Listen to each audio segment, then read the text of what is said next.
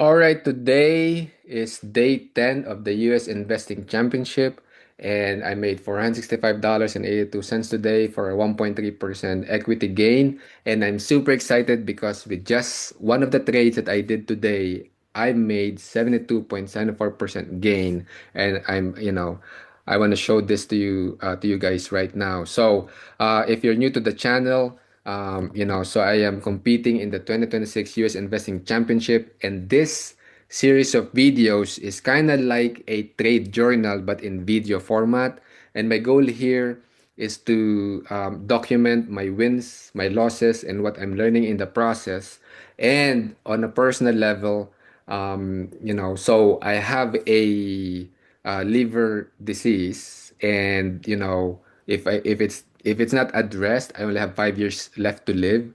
And so I'm creating this series of videos in order to also help my two kids, even though they're only 13 years old and 10 years old right now, that someday they watch a series of videos, they learn from me, even when I'm gone, they learn from me so that they become good traders and profitable traders themselves.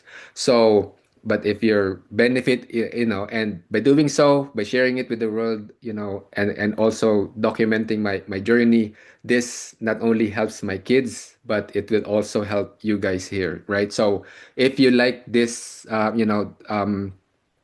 know more, right? To follow my journey, definitely like and subscribe. But let's jump right in, right? So yesterday I said that in addition to the price being like trending up, right? There are other factors to consider before you do an 80 delta long call, right? And so I will discuss those with you in this video, okay? But for now, here's the trading record. I'm fully transparent with my wins, my losses, right? I share them with you every single trading day, right? And so here it is, right? So let's go through this one by one. Starting with my biggest win today, which is SPHL. This stock, actually, my wife told me before I created this video that this stock actually went up 990% in one day, and I captured only 72.74%, which is not bad. But the truth is, I could have made an additional $5 per share. I could have made another $350 here, but it is what it is. When the price was going up so high, and I know I wasn't supposed to exit yet, but I exited because I was like, oh, what if it goes down? So I have that fear that I might miss out, I might give back the profit that I already made. But yeah, it is what it is. But I did let the winner that winning trade run, which is great, right?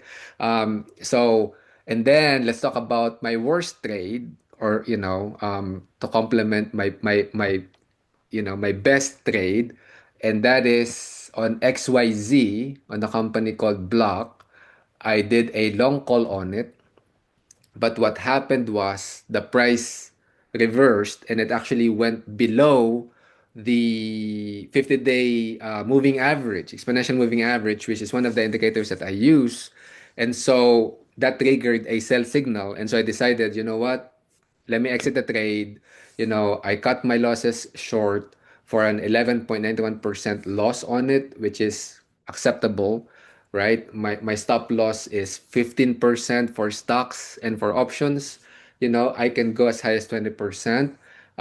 So this is within, the stop loss, but I exited the trade because it triggered a sell signal, right? And then let me go to my next best trade, second good trade, I would say, which is on MP Materials, right?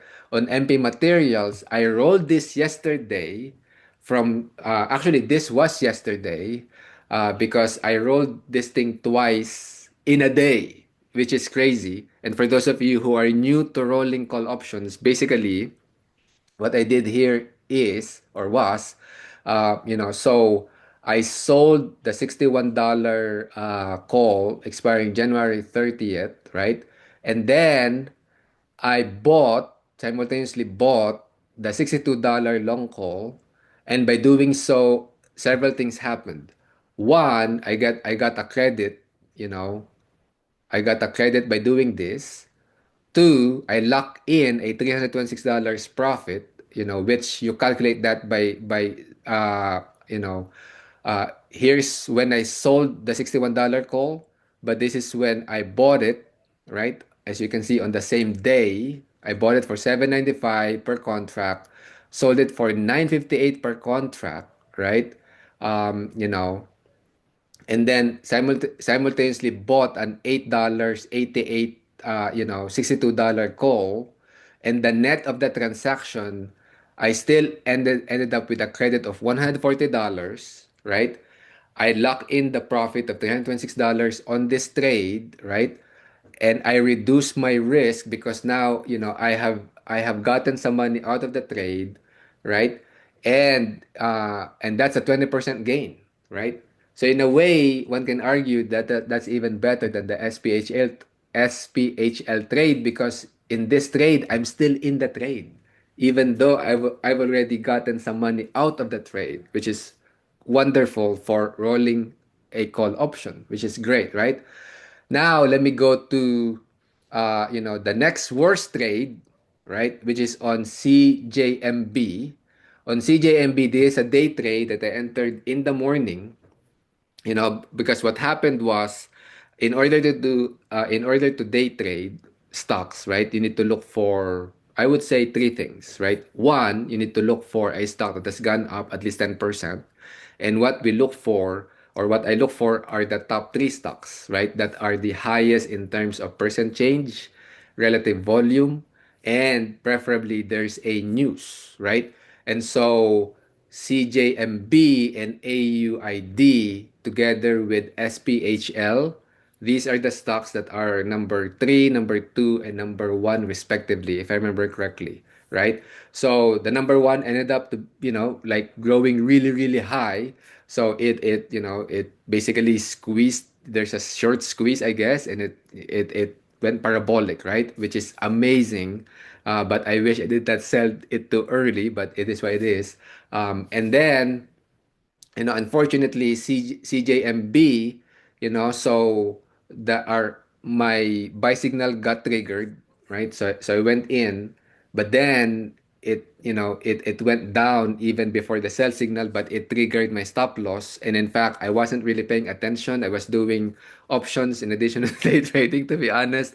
And then what happened was, when I saw it, the price have already gone down beyond my 15% stop loss. So I exited the trade and I lost $94. Okay? And then the third best trade, right? Is LTBR, a 80 delta call. So this I am following a proprietary system, and this ticker, this stock, I kind of chose it. It's not really recommended by that proprietary system. So I went in. It's in profit. So I decided, you know what? Let me just sell this because it's not part of that proprietary system. But I like the fundamentals to doing a long call actually makes sense. That's why I did it. So I made a 10.48% profit in there, which is great. And then I guess there is no other loss.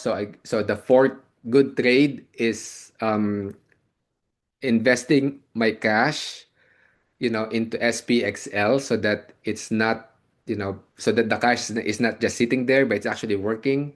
So I made a little bit of profit there, right? So um, all right, so the wins for today, again, 72.74% gain on one stock, one ticker, SPHL, in just 24 hours. It's not even 24 hours, really. The trade is just about 2 hours, which is crazy. So again, I could have made an additional 70% gain on it, which sounds crazy, but had I waited for another 30 minutes, I could have literally pocketed an additional 70%. I rolled MP materials again for a 20% gain, made good returns on LTPR, and shifting my base, instead of, this is kind of like my cash substitute, if you will. converting it to SPXL proved to be a good decision because, it went up again today, right, versus yesterday. So, and then the lessons for today, having a back-tested mechanical system, I've been struggling with day trading, to be honest with you guys. And the good thing is I can spot the number one stock or the stock that will go up like really high, but I was always struggling with when do I enter and when do I exit, right? So what we did was, we went back to the data and then found out like a way to, the right time to enter and the right time to exit. And so we tested it today and it worked, right? And so, and it's a purely mechanical system, which is awesome. And so, having a mechanical system for entering and exiting the trade is crucial to success, number one. It's crucial to managing risk, right? Because, and then, most importantly, believe it or not, it's crucial to managing emotions. Because when you have a mechanical system, you don't, you're not like, oh, the stock's going up now. Now you have euphoria, and then now, at the same time, you're afraid. What if what if it goes down? You're excited. What if it goes up even further? What do I do? Right? You kind of get confused if you don't have a plan, right? So all the emotions come into play. But when you have a mechanical system, right? Then you minimize the emotions and everything is predetermined. When do you enter? Where do you exit? Right? Um, you know, Now, having said that, right, I am human, just like you guys listening to this, right? I still sold too early because honestly, I did not follow my plan because I was afraid. What if, now it has gone up by 70%, and in fact, it has gone up 70% and then it went down. Now I was only up like 60%, and then it went up again, and then there's a red candle again. So I decided, you know what, let me just exit this because what if there's a big red candle and then now, my gain goes from 70% down to zero, right? That can always happen, I suppose, right?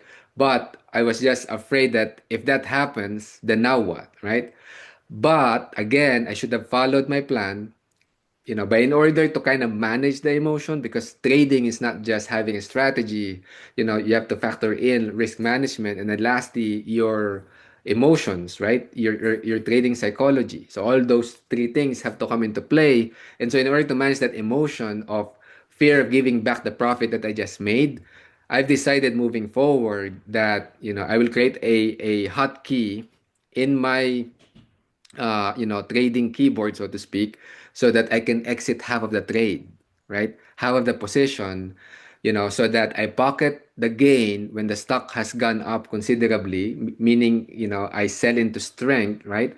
Pocket some of the gain, maybe when it goes up about 50%, right? And then I still keep the other half, let it ride until my sell signal gets triggered, right? So moving forward, that will be the plan.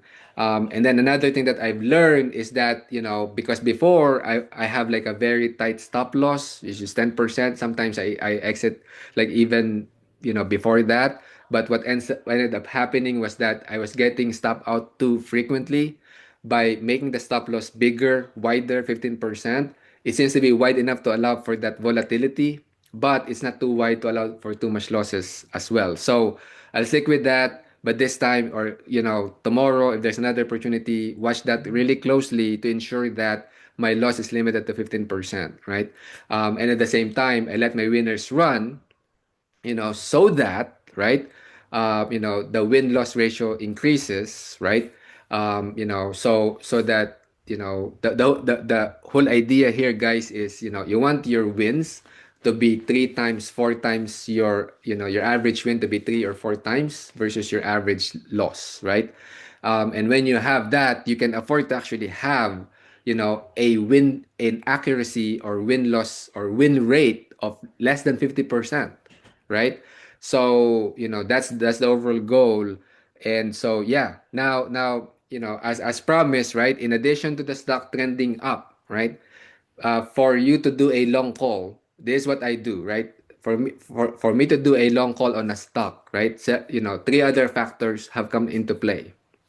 Number one, the overall stock market has to be trending up, not just the stock itself, right? And so again, how do you know if the stock stock market is trending up, well, you look at the SPY, right? And then if the price is above the 50 EMA and the 10 EMA is above the 20 EMA, then you have a stock market is trending up, right? So why is the overall stock market important? Because 40% of a stock's move is dependent on the market. If the market is hot and trending up, right? 40%, there's a 40% chance basically that the stock itself is trending up. Okay? Because it's the stock market influences, you know, um, the individual stocks, right? In other words, a rising tide raises all ships. So think of the stock market as your tide, right? And then think of your individual stocks as your ships, right? Or boats, okay? So as the stock market goes up, then each of those boats, the stocks, also go up, right? So that's factor number one. And then factor number two, you gotta go with the hottest sectors, you know, um, within the stock market. Why? It's kind of similar to day trading, stocks. Because what happens is in day trading, for example, is that the hottest stock, right? That's where people's attention goes to. That's where, that's the stock that gets the volume, that's the stock that gets the price movement. And therefore, right, when you want to succeed in having a stock that a long call, right, will be profitable for you, then so within the stock market, you use the hottest sectors, right? These are the sectors that have been going up higher than the market, right? You chose those sectors, and within those sectors, right, now you go with the best stocks, right? And in addition to stocks that are going up, trending up, right, the last factor to consider is you do not want a stock that is hitting or about to hit a key resistance level. A resistance level by definition, right? There are trapped sellers in that resistance level, and they could have been trapped in that level. Maybe they bought it for $40 per share, right? And then, it went down to $20 per share. And then now that the stock is $39 per share, well, those buyers at $40 per share, they've been holding on. And if they can just break even, they will gladly sell the stock, right? So what happens is a stock can go up to the price of, let's say, $40, and then it will go back down, right? So you don't want a stock that is close to a key resistance level, right?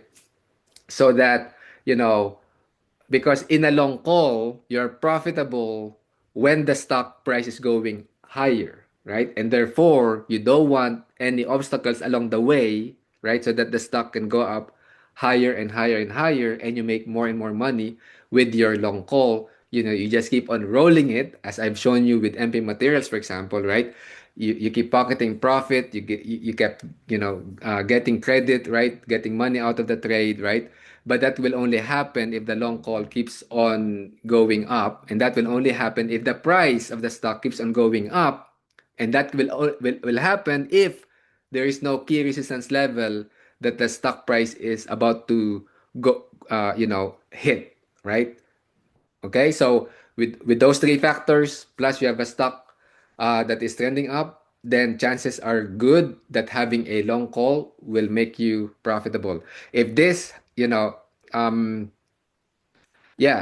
Now, if you want to follow my US investing journey, right, like and subscribe to this channel so that you don't miss any of the updates. And, if since you're watching this, right, then you are also trading options in addition to stocks, right? And so the big question is, a lot of gurus espouse or recommend, you got to sell puts, it's profitable, right? But I back tested selling puts, and I was shocked by what I found. So if you want to learn more, you want to learn which one is better, selling puts or buying calls, right? I did the back test so that you don't have to watch this next video, and I will see you there.